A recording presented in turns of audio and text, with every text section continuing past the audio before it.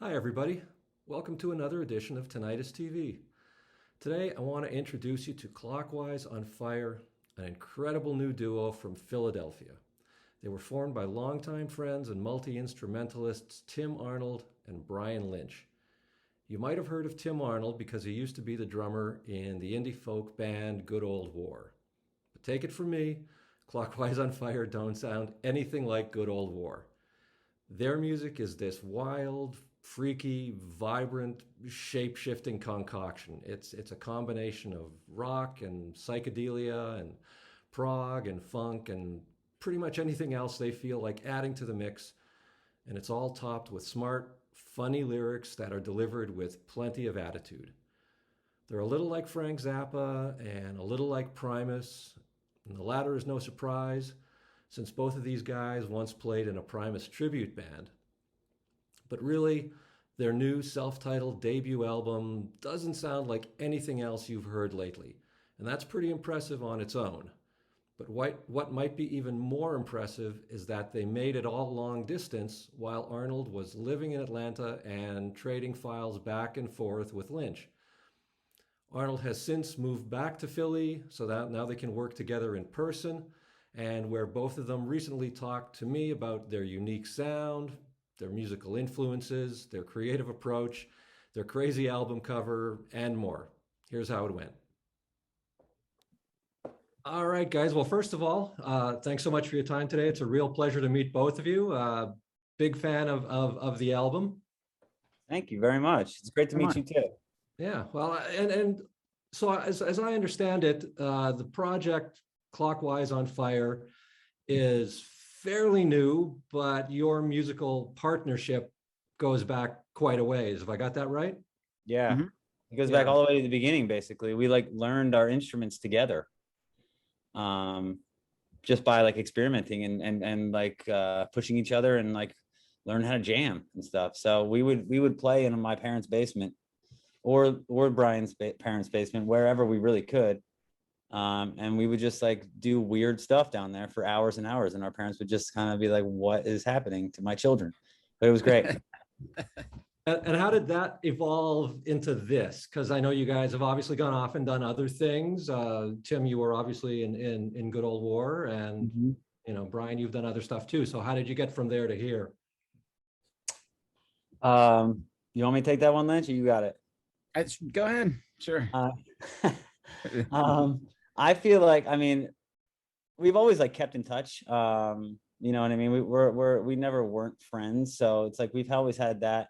And we would pass things back and forth for quite a bit. But I think it was like right place, right time, where we were both kind of just like eager to do something. Like he threw a song out there. I loved it and recorded drums to it in Atlanta.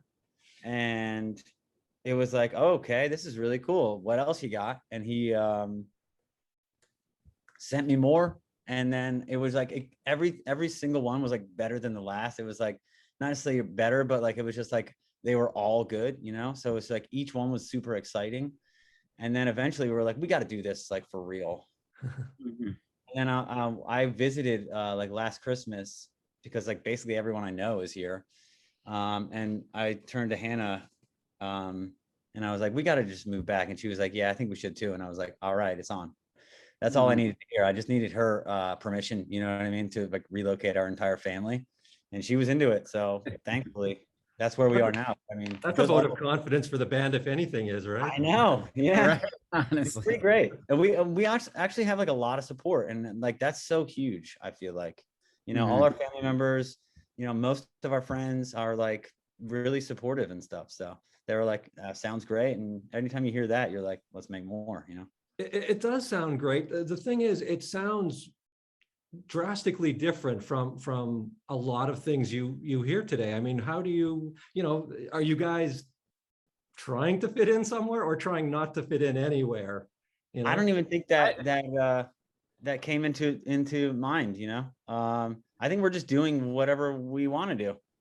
And maybe that's why it sounds so different, because we're not trying to go for any like sound, but I don't know, Lynch. Well, on the musical front, it seems like it must be just a dream for players, because you guys really get to sort of I get the sense, just sort of follow your inclinations and chase what, any way you want to go, as opposed to being stuck in a box, Exactly.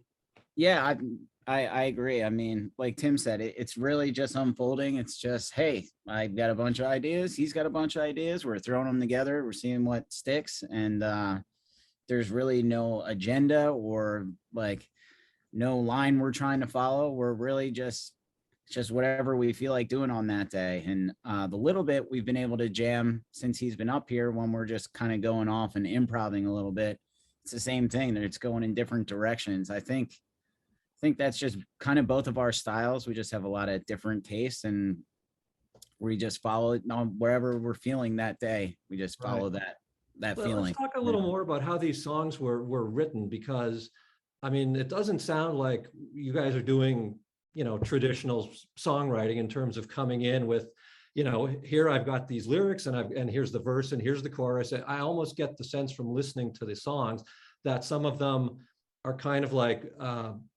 almost written as they're being recorded, in terms of, I've got this part and then somebody adds to it, and then you're just kind of layering up and going on. Have I kind of got that? Yeah, you pretty much. Yep. So, Yeah, I mean, like go ahead. I mean, for me, Lynch basically kickstarted this whole thing with his tunes, and a lot of it was like the first song we did was kind of like it was like a song. It had like a verse and a chorus and a bridge and like a solo section, etc. But a lot of them were just like, hey, I got this cool beat that I made, you know what I mean? Or like, there's this weird part that I came up with, because I don't want to talk for Lynch, but he did like for like a full year, you did like wrote a new song every night, right? Something like that. I mean, I've never for a year, but honestly, almost every night I try and sit down and do something, whether it's working on something new, working on a little bit more on something that already exists.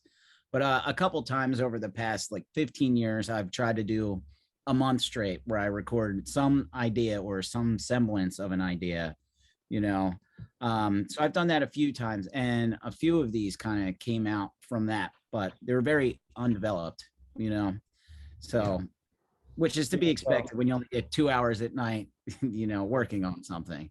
Do you end up having to backtrack a lot with these things, or is it a case of just sort of, following them through to the end? I think it's mostly following them through the end, but there can be, I mean, there's definitely a lot of discussion involved and like thought that goes into it. It's not like we're just like, just having fun and just jamming and whatever happens, which is cool.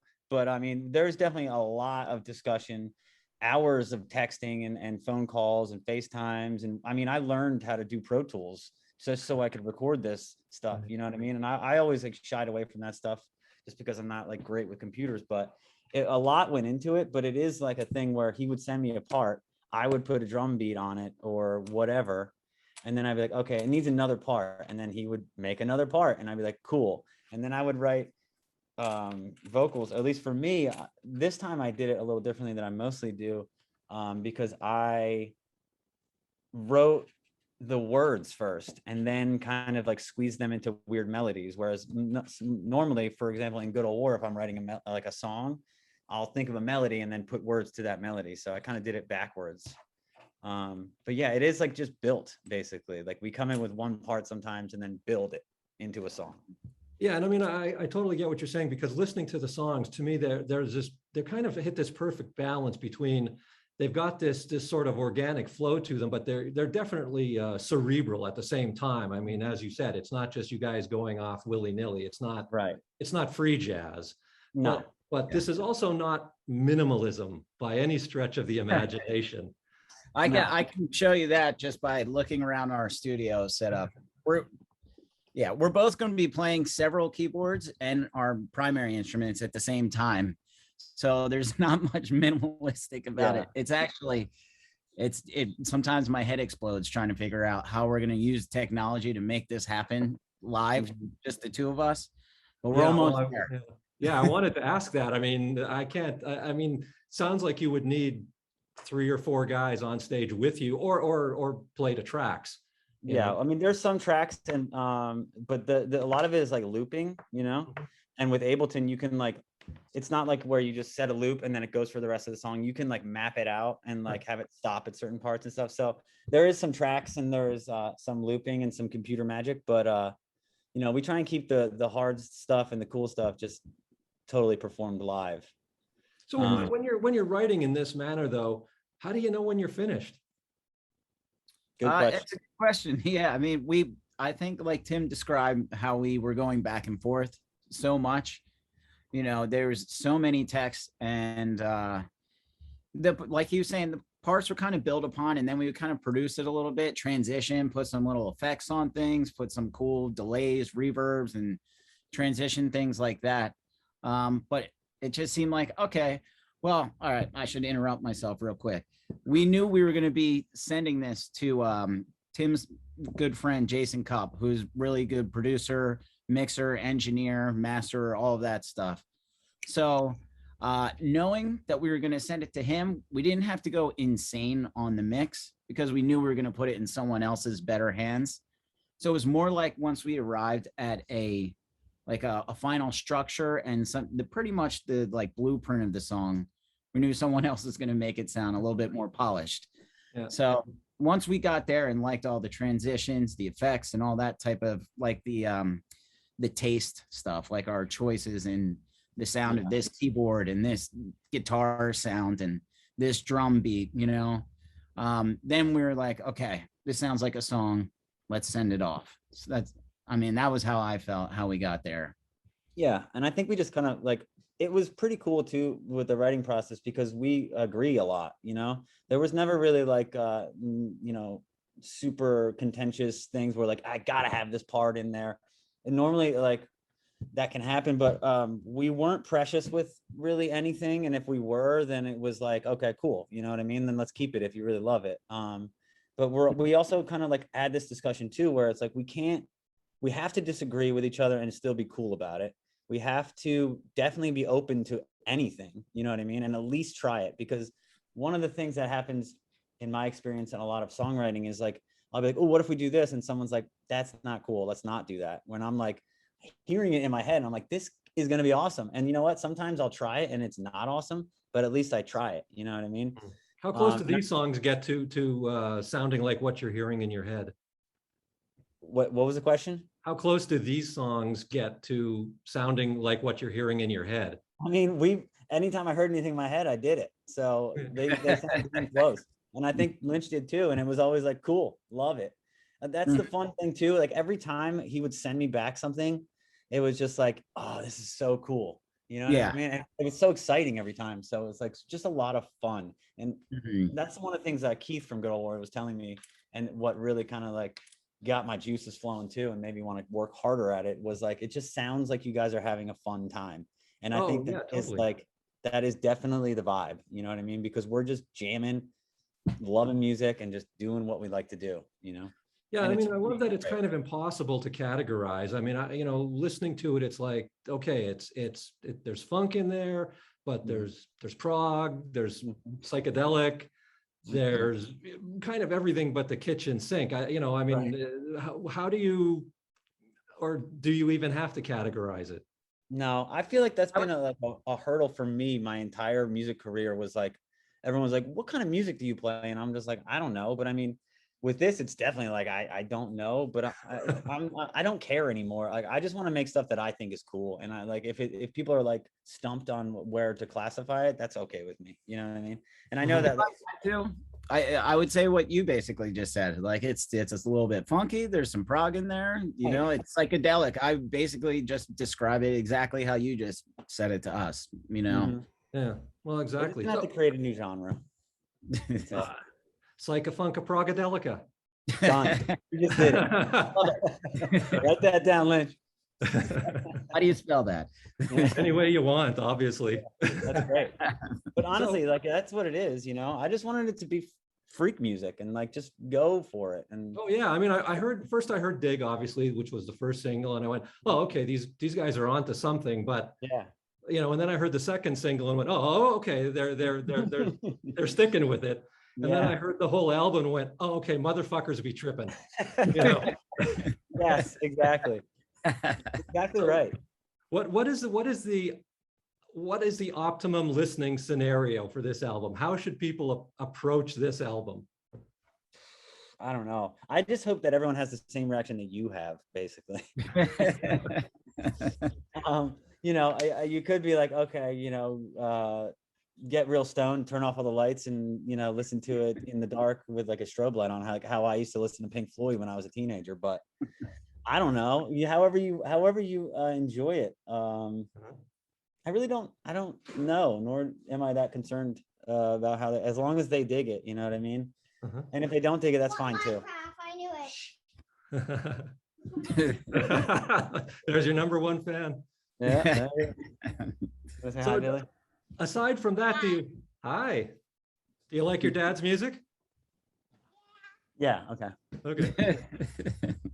Aside from that, do you have any goals or expectations or you know, desires out of this? Yes. I'll let you extrapolate, Lynch, and then I'll add. Well, you gave that emphatic yes. I feel like go ahead and get it Yeah, going. I want to do this forever. You know, that's my goal, is to just be able to support myself and my family by doing what I love to do. And as of right now, I can do that. But the goal is to just keep making cool stuff. And I was gonna say earlier, like, one cool thing is, like, you say how like it kind of builds, like we could make a 45-minute long rock opera if we really wanted to, you know what I mean? That's the cool thing about it, is the possibilities are endless.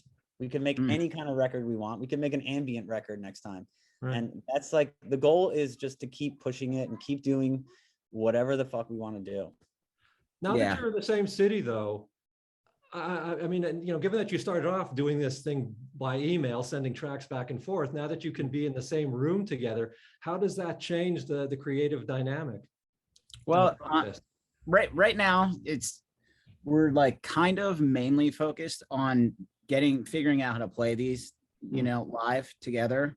But when we get frustrated with like figuring that out, because there's so much technology and it's like not organic, then we just kind of go off and jam, and it's just like the old days, you know. We just start improvising, we get weird, gets dark, it gets happy, it just flows all over the place.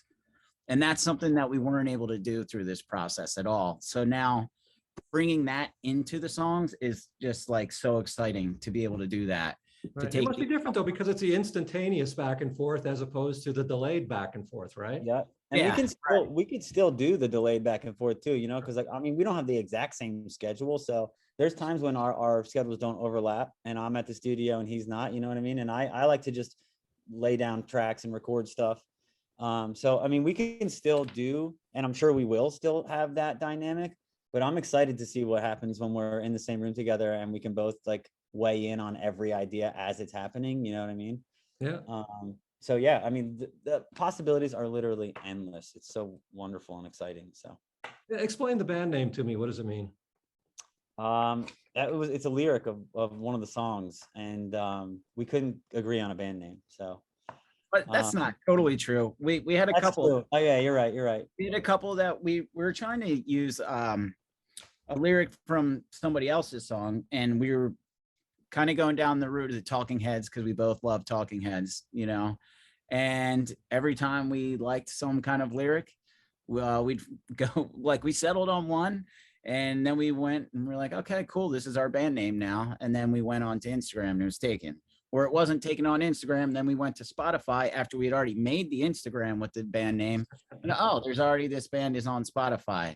And so that was frustrating. And my wife said, well, why don't you take a lyric from one of your own songs? That's less likely to be taken by somebody. So we took one of the lyrics Tim wrote, and that's where that came from. Well, what's inspiring your lyrics these days, Tim? What are you sort of, you know, taking in and writing about? Honestly, like sometimes I just do like the Kerouac just like spontaneous prose thing where just words flow out of me, and then I like kind of pare it down and collage it up and make it like a weird thing. But I feel like I always go back to like the end of the world, like, you know, relationship stuff and just like bizarre things that I come off the top. But I think the lyrics really are for me the same kind of way we make music. It's just all very spontaneous and comes out, and then I like, you know, edit it basically. But I always feel like I come back to writing about the end of the world for some reason. Maybe I'm like subconsciously obsessed with Yeah, that. who knows why that would be coming up these I days, know, right? Yeah, no reason. But yeah. He's not really a super pessimistic guy. I'm gonna just That's And that for all people- comes out in my writing. For people who, you know, loved your old band and are going to go, oh, I remember him. I'll get this because it'll probably be Yeah. just like that. I love that. I love it. Did you watch the are you a Zappa fan? Of course. Did you watch his documentary, the one that just came out? Yeah. You bet. I just love his whole thing where it's like, and he started really talking about it when I grew up on Zappa. My dad's like a huge Zappa freak, so I'm like indoctrinated. But Mhm. I just love when he's like, I make music and I record it so that I can listen to it. And if anybody else wants to do that, that's fantastic. You know what I mean? I kind of like live by that, where it's just like I do whatever. And for this project, we're doing whatever we want to do because we think it's cool and fun. And if people like it, that's great. But I think that's like maybe the way to go all the time. You know what I mean? I don't know. We'll see. But I can hear some Zappa, obviously, in your approach. Obviously, there's some Primus in there too, which I know you guys are both big on. Are there other sort of musical touchstones that are role models or people you take cues from? Yeah, a lot. I mean, like I said, I love Talking Heads, so there's definitely that's creeping in, you know, with some of the like the funky riffs and stuff, and you know, like more modern, like Radiohead, huge Radiohead fan, so like to do creepy sounds and things that they do and stuff like that. But for me, they're It's probably funny because my favorite bands. So it's funny too because Lynch will come with a song like the second single, What Will You Forget? I immediately, and I'm sure you probably had the same reaction, like most people do, is like thought of Danny Elfman. And I was like, Lynch, we got to do a Oingo Boingo song. And he's like, I never really listened to them. And I was like, what? What? Just because like he like wrote this song that was like seemed like Oingo Boingo to me, and he never even listened to them. And I was like, that's crazy and awesome. So I mean, I feel like some things just creep in there and you don't even realize it. You know what I mean? But yeah, I definitely hear Oingo Boingo in our stuff. Like Fela Kuti was like a thing for me in terms of like dig. Actually, I kind of wanted to like do repeating lines and like have like an Afrobeat kind of thing. Yeah, like Battles, Radiohead, Tortoise, weird bands from like the 90s. I don't know, literally anything. The Cardiacs, freaking just post-punk, new wave stuff, you name it, man. Yeah, well, you guys are taking it all and putting it in the cauldron, and you're definitely, you know, coming up with your own thing though on top of it. Like I said, you can listen to this and hear all of the bits and pieces of all of those things you mentioned, but you never go, oh, they're just ripping off so and so. You know, you know, it comes out as its own unique thing, which is incredibly hard to do these days. You know? Yeah, but I mean, but maybe it's not that hard, you know, because like that's the thing. We weren't like, let's make a Radiohead type song. We just were like, let's make a song, and then those influences kind of reveal themselves. So maybe that's like what you got to do. Just make a song to make a song, whatever comes out of your brain. And maybe it takes a while to get to the point where you like trust yourself enough to like just totally, you know, rely on your own sensibilities and not pull from other people so blatantly. But I don't know. I feel like that's our modus operandi, is like just to do whatever we do. And if it sounds like somebody else, that's cool. But if it, you know, if it sounds too much like Oingo Boingo, we'll probably be like, okay, we need to change some parts. But I think it's cool to have like influences and nods and stuff like that. But I love the fact that the way you're talking makes it sound like for you guys, this is really just the beginning. And I mean, I realize this is your first album and all that, but your sound is so developed and so unique and so sort of distinctive that for a lot of people, it would be sort of an endpoint in and of itself. But you guys are kind of seeing this as just, okay, from now to where do we go from here, right? Exactly. Yeah, maybe that's part of the end. This is the end of part one. You know what I mean? It's crazy too, because we finally got a chance to like play these songs live yesterday. And I was like walking on air all night long last night just because hearing them in my headphones and like jamming to them and sweating with them and like hearing that how they were going to sound live. And it was the first time we ever played it, was like, holy shit, this is going to be fucking awesome. And it was like the first time my voice was shit. You know what I mean? Lynch, you know, we forgot words and stuff, but like, I know it's just going to blow up. It's going to just, we're going to blow the doors off this thing. It's going to be crazy. Yeah. Well, if that was your first gig, it's also going to be your worst gig, right? So if it's, Right. you know. Yeah. I mean, we'll see what happens. But again, there's no way anyone's going to be like, this sucks, and I'm going to believe them. You know what I mean? Yeah, if they say They that, might they're say wrong. it. It's as simple as that. There's no argument. Yeah. So I want to ask about that album cover. I mean, Brian, you look pretty okay in the illustration on the album cover. You look awful. Tim, for some reason, you have like a beehive for a head and 4 arms, one of which is clutching a lightning bolt. And I was going to ask why, but having spoken to you, I get it. Yeah. Honestly, the artist, this guy Inner Jerry, I saw him on Instagram. Some tattoo artist posted some of his work, and I was like, that guy's awesome.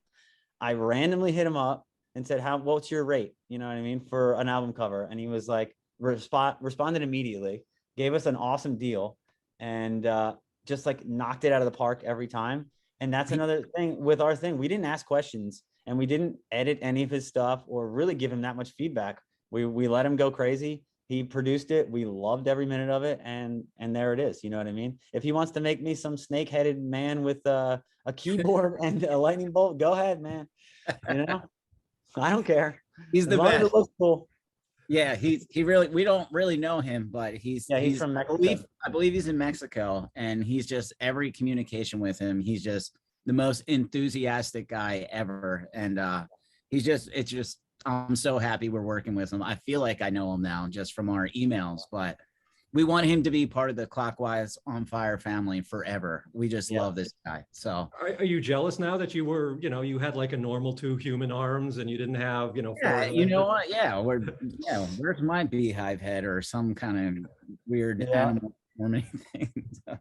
He did 3 covers for us. So each single has a different cover, and then the album cover is like that big one. And he animated it too. So each one is like a loop, which is just amazing too. We might get him to do a video or something, but yeah. And he created our logo on top of all that too. Yeah. So yeah, he kind of just took over the visual aspects of us. Of our band. And I've liked the video so far. I mean, it's kind of one of the, I mean, I'm guessing you guys are pretty heavily involved in you know, in that aspect of it too, because it all ties in again. This is very, in a way, very visual music, you know? Right. Yeah, I agree. I heard too, like, it seems like cinematic music, and I love that. Because again, we didn't set out to make cinematic sounding music. That's just what we do, you know what I mean? Which is cool. I love like discovering what we do. I would love to eventually score something. I think that would be amazing. That's a goal. You know? That's like a, you know, on my bucket list, scoring something. I think we could put something pretty cool together for someone. So I'm throwing our hat in the ring if anybody hears this and is looking for someone to score something. But yeah, the dig video was, again, we had 2 guys. I had a bunch of ideas and told them my ideas and let them run wild with it. And then they did. And I was like, this is awesome. I love every second of this. I don't know. There's just some magic there when you let people have fun with it and don't like overcrowd them and like over direct them and just let them live, unless it's utter trash and you got to be like, dude, this is not good, we can't use it. Luckily we haven't been in that situation though, you know what I mean? We haven't had to tell someone that it's just not working for us. So I don't know, maybe we just keep that vibe going and let people just express themselves and hope that they kind of understand our deal and we understand their deal.